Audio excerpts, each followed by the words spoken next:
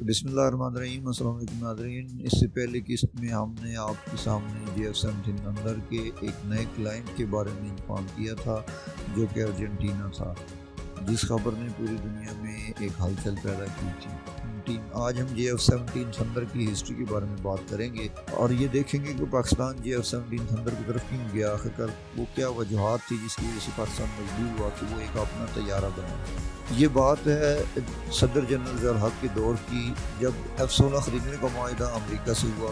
$18 billion یعنی کہ 2.5 ارب روپے کے اس طیارے کو خریدنے کے لیے طے پایا کہ ہمارے پائلٹس کی تربیت بھی امریکہ میں ہی دی جائے گی، اور یہ سب کچھ شاید روس کے خلاف کارکردگی دکھانے کا انعام تھا، ورنہ پاکستان کو بھلا امریکہ F-16 طیارے کیوں دیتا۔ طیارے خریدنے کے لیے 10 ماہ کی بنیادی تربیت تھی، جسے پاکستانی پائلٹ نے حیران کن طور پر 2-3 ماہ میں ہی مکمل کر لیا۔ F-16 کو اڑانے والے پہلے پاکستانی ایئر مارشل شاہد لطیف تھے۔ ان کی پیشہ ورانہ مہارت نے امریکیوں کو حیران کر دیا۔ پھر نہ جانے کیا ہوا، امریکہ نے ادائیگیوں کے باوجود طیارے فراہم کرنے سے کترانے لگا۔ 20 میں سے صرف 7 طیارے پاکستان پہنچے، باقی روک لیے گئے۔ ادھر افغان وار ختم ہوئی اور جنرل ضیاء کا سامنا پیش آیا تو امریکہ نے آنکھیں پھیر لیں، بلکہ پاکستان کو ملنے والے 7 طیاروں کو بقایا پرزہ جات دینے سے بھی انکار کر دیا۔ 1993 کے دوران پاکستان کو کچھ F-16 طیاروں میں مینٹیننس کی ضرورت درپیش آئی۔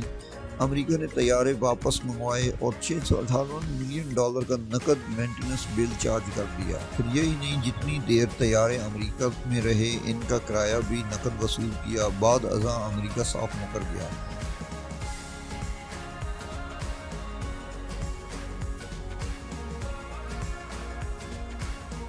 نہ بل واپس کیا نہ ہی طیارے، بلکہ پہلے سے جو طیارے امریکہ ادھار تھے وہ بھی بیکار لے گئے۔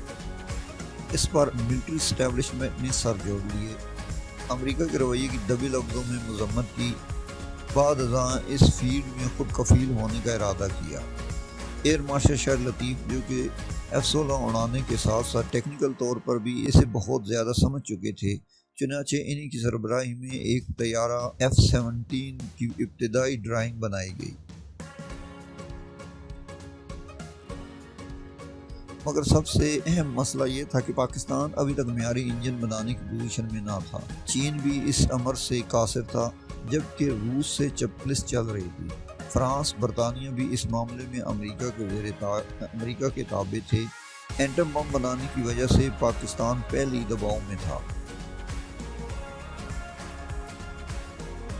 چنانچہ طے پایا کہ چین کے ساتھ مل کر نیا طیارہ بنایا جائے گا، سو اس پر کام شروع کیا گیا۔ F-16 JF-17 تھنڈر کا نام دیا گیا۔ یہ نواز شریف کے دور میں کام شروع ہوا تھا۔ امریکہ کو خبر ہوئی تو بدحواسی میں انہوں نے حکومت پاکستان کو ڈرایا اور لالچ دینا شروع کیا، مگر طیاروں پر کام جاری رہا۔ چین اور روس کے تعلقات ان دنوں بہتری کی طرف گامزن تھے، چنانچہ اس طیارے کے لیے شروع میں چین نے روس سے رابطہ کیا۔ پاکستان کی وجہ سے روس پہلے تو انکاری ہوا، بعد ازاں چین کے ذریعے JF-17 تھنڈر طیاروں کے انجن پاکستان کو ملنے لگے۔ پرویز مشرف کی حکومت آئی تو امریکہ نے پھر F-16 طیاروں کا لالچ دے کر JF-17 تھنڈر کی پروڈکشن روکنا چاہیے، مگر کام تیزی سے جاری رہا۔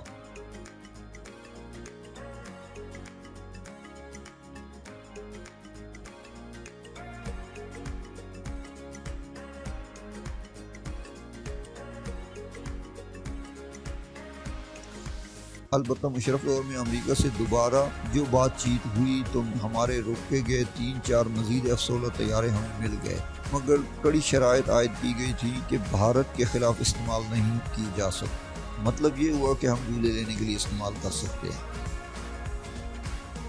خیر، 23 مارچ 2007 کو پہلی دفعہ JF-17 تھنڈر فضاؤں میں بلند ہوا۔ 2010 کو اس سے پہلی بار عالمی نمائش کے لیے رکھا گیا۔ رفتہ رفتہ اس کی مکمل پروڈکشن پاکستان کے ہاتھ میں آ گئی۔ ادھر روس بھی پاکستان کو ڈائریکٹ طیارے کے انجن دینے لگا اور ساتھ ساتھ ٹیکنالوجی بھی۔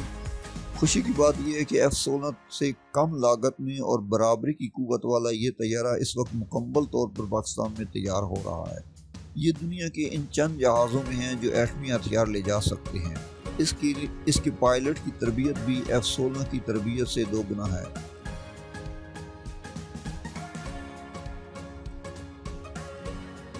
چین 2025 تک 600 JF-17 تھنڈر طیارے بنائے گا، جبکہ پاکستان 200 جہاز تیار کرے گا۔ کبھی وہ وقت بھی تھا جب ہم 2 طیاروں کے لیے ترس رہے تھے، اور اب الحمدللہ ہم خود کفیل ہیں، بلکہ مالدیپ سری لنکا نے بھی طیارے خریدے ہیں کہ اور کئی ممالک بھی پاکستان سے طیارے خریدنے کے لیے کوشاں ہیں۔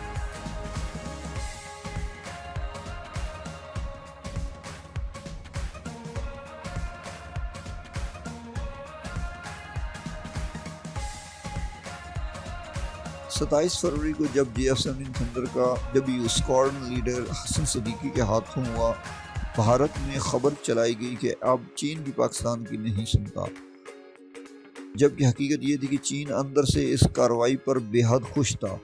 ظاہر ہے اتنے برسوں کی محنت کا ثمر جو ملا۔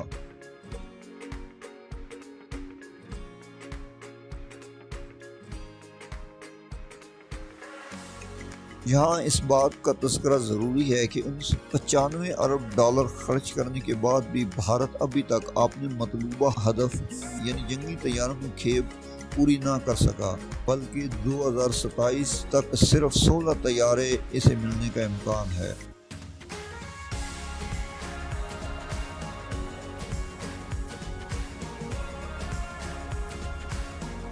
پھر ایک طرف جہاں F-16 کو بدنام کرنے پر امریکی کمپنی نے بھارت کے خلاف کیس کرنے کا دعویٰ کیا، تو دوسری طرف JF-17 تھنڈر طیاروں کو بھی دنیا نے للچائی نظروں سے دیکھنا شروع کر دیا۔ رہی میزائل ٹیکنالوجی کی بات، تو اس پر پہلے ہی پوری دنیا چیخ چیخ کر پاکستان کی صلاحیت کا اظہار کر رہی ہے۔